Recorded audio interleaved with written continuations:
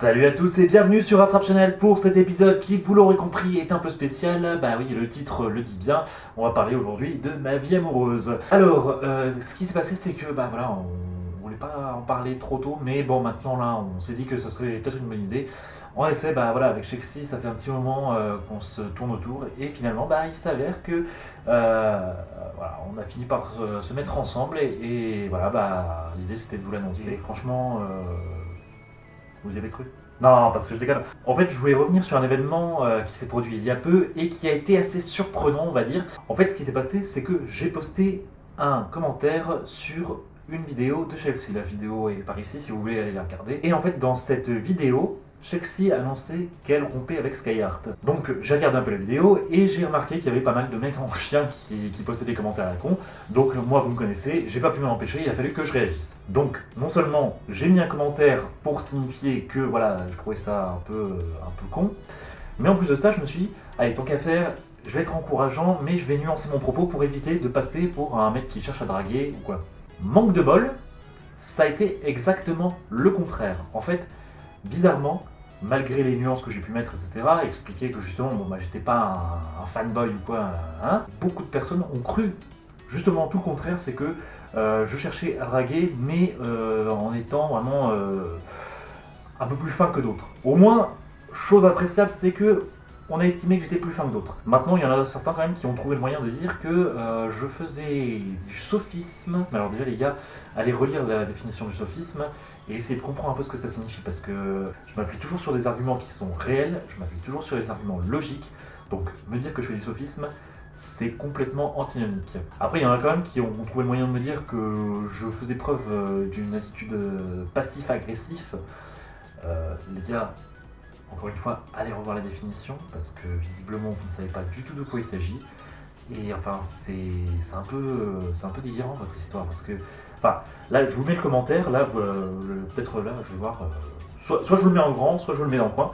Mais en tout cas, bon voilà, je vous laisse regarder après à votre rythme, vous mettez en pause pour lire, histoire que chacun puisse avoir le temps de lire pour lui, et qu'on ne mette pas trois plombes sur la vidéo à vous faire lire tout ça. J'ai trouvé ça assez extraordinaire, d'autant qu'il faut voir quand même que quand on voit le nombre de commentaires et aussi le nombre de réactions après en termes de j'aime, je crois que c'est un de mes commentaires qui a fait le plus de réactions.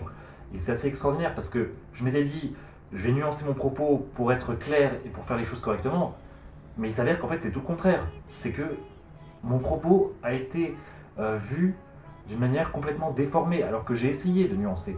Et j'ai trouvé ça assez extraordinaire. Donc voilà, moi c'était vraiment, en fait, si j'ai fait cette vidéo, ça paraît con, mais c'était juste pour réagir à ça parce que j'ai trouvé ça assez extraordinaire et que je voulais vous en parler. Je voulais vraiment, en fait, pouvoir avoir même vos avis, donc j'aimerais bien que vous mettiez en commentaire vos avis vis-à-vis de ça, vos avis vis-à-vis de ça, c'est pas mal ça, hein, faudra que je la retienne celle-là. Donc que vous mettiez vos avis en commentaire afin que je puisse avoir votre vision des choses, parce que pour moi c'est quand même assez incroyable. Enfin, je me dis, tu mets un commentaire en nuançant et en essayant d'être positif et de faire quand même les choses correctement. D'ailleurs, Chelsea m'a remercié de ce commentaire par la suite. D'ailleurs, Chelsea, si tu regardes cette vidéo, ne m'en veux pas d'avoir fait un titre putaclic. Toi, tu l'as déjà fait, et en plus de ça, tu t'es même amusé à piéger quelqu'un. J'espère en tout cas que tu le prendras pas mal. C'est assez amusant quand même de se dire que finalement c'est l'arroseur arrosé. Ce qui est donc assez extraordinaire pour en revenir au sujet, c'est que quand même j'ai essayé d'être nuancé pour que mon propos soit compris et ne soit pas mal interprété, et finalement ça a créé des réactions absolument extraordinaires. D'ailleurs, après il faut voir quand même qu'il y a des commentaires. Alors là, il y a des commentaires construits.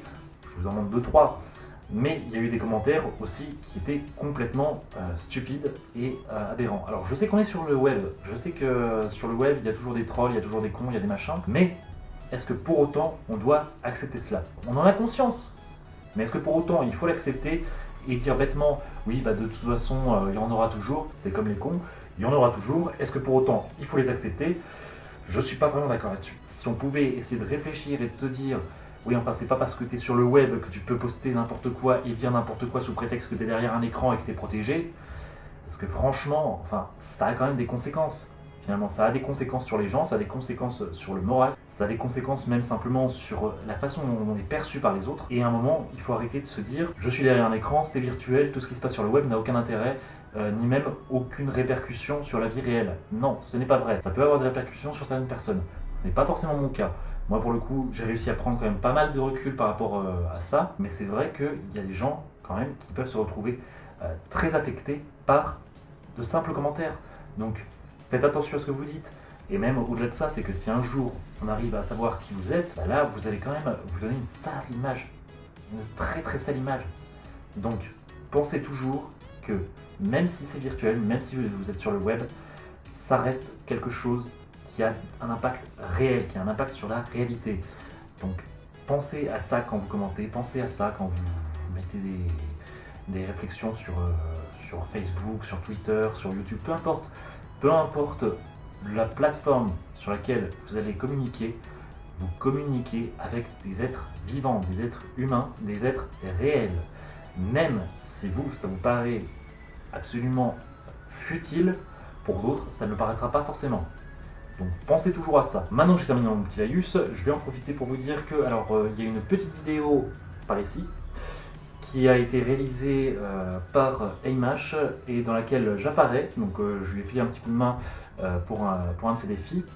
Donc je vous invite à aller la voir, franchement c'est des barres, moi j'ai dû la regarder déjà 3-4 fois tellement je me marre et franchement je m'en lasse pas. C'est super marrant, franchement c'est à voir. Sinon d'autre part, je vous invite quand même à aller jeter un oeil si ce n'est pas déjà fait à la chaîne de la boîte à pixels. Oui, j'en profite pour placer un peu les gens, tant qu'à faire, c'est toujours marrant. Donc n'hésitez pas à aller voir la boîte à pixels parce que franchement il fait des vidéos superbes. Là il a fait un reboot de son principe du pixel fou et franchement c'est à regarder, le scénario est très bien ficelé. Moi j'attends de voir la suite parce que vraiment il y a une grosse histoire derrière, on attend de savoir ce qui va se passer. Et sans vouloir vous spoiler, sachez que normalement lui et moi allons collaborer par la suite pour essayer de faire se croiser un peu nos univers. Donc on verra un peu comment est-ce qu'on met ça en place, mais il y a des chances pour que ça soit super intéressant. J'en profite également pour parler du Redneck, donc la Redneck Army. N'hésitez pas à aller jeter un oeil si ce n'est pas déjà fait également. Et sachez que c'est absolument génialissime ce qu'il a fait là parce qu'il s'est lancé dans une web série qui est basée donc sur ce concept Folia 2 et qui le fait coexister avec donc le général Redneck qui est dans son esprit, donc face à Chuck qui est l'être humain dans lequel est incarné ce général Redneck. Et tout cela se passe sur fond de monde post-apocalyptique, donc là on est avec des zombies et avec la participation de Thomas Delfly, donc l'auteur de la boîte à pixels. Et franchement c'est super intéressant, sachez que là également je devrais apparaître normalement, c'est dans la saison 2, je fais normalement une apparition ou deux, c'est vraiment pour m'introduire en tant que personnage. Et ensuite, j'apparaîtrai normalement plus longuement dans la saison 3. Du moins, c'est ce qu'il a été convenu pour le moment avec le Redneck. On est en train d'en discuter, on est en train de voir un peu comment ça va se passer.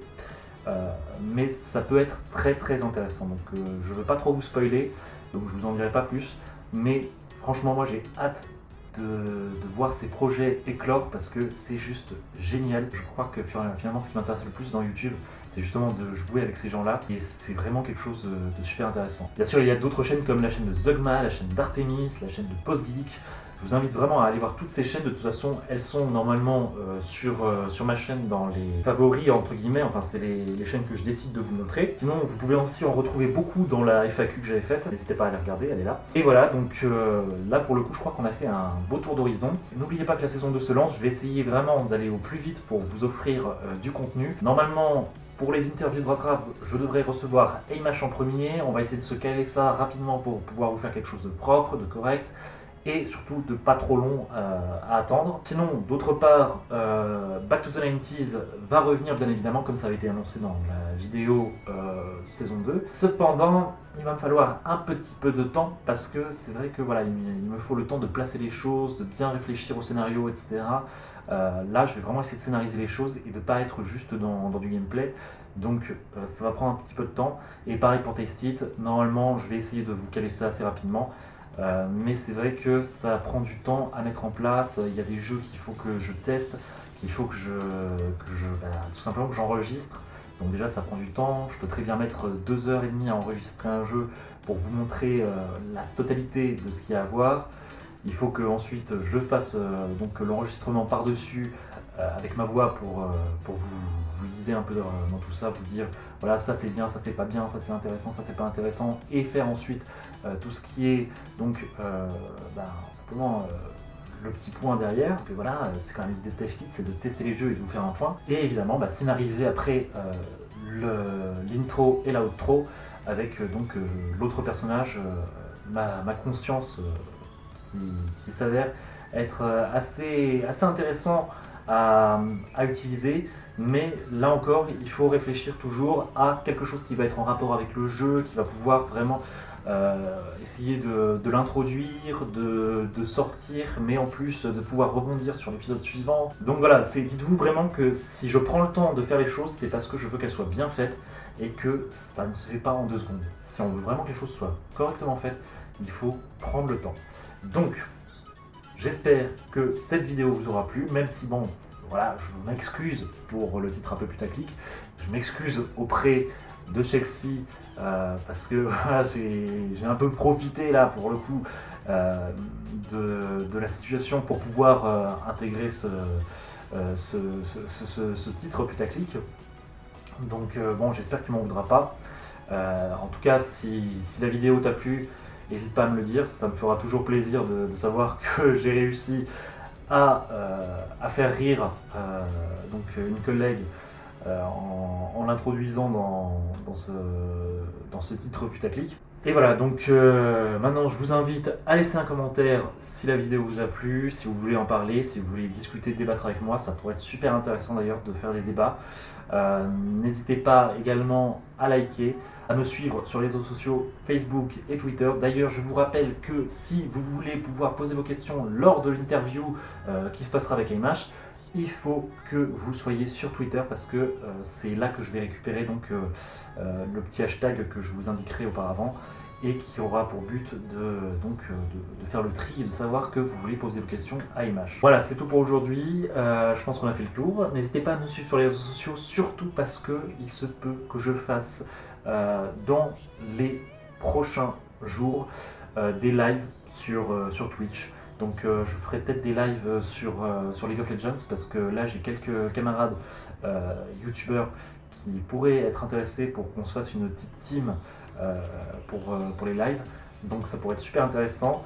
A priori je vais essayer de voir pour recruter le Redneck, pour recruter Thomas, Delfly, le Pixel Fou. Et j'avais pensé aussi à Tascam, Tascam qui est possible de suivre ici également, vous pouvez aller jeter un petit œil. Et également, tout dernièrement, Okoma. Également, vous pouvez jeter un œil là à sa chaîne, c'est super sympa. Elle fait des très bons trucs, elle a un bon rythme de sortie de vidéo, c'est assez intéressant.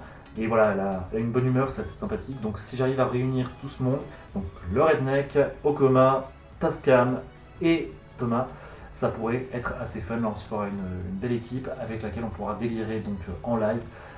J'espère que ça va se faire. Et maintenant, je vais m'arrêter parce que là, finalement, je n'en finis plus avec cette vidéo. Donc, je vous fais des gros bisous. Je vous dis à très très bientôt. Et surtout, d'ici là, enjoy!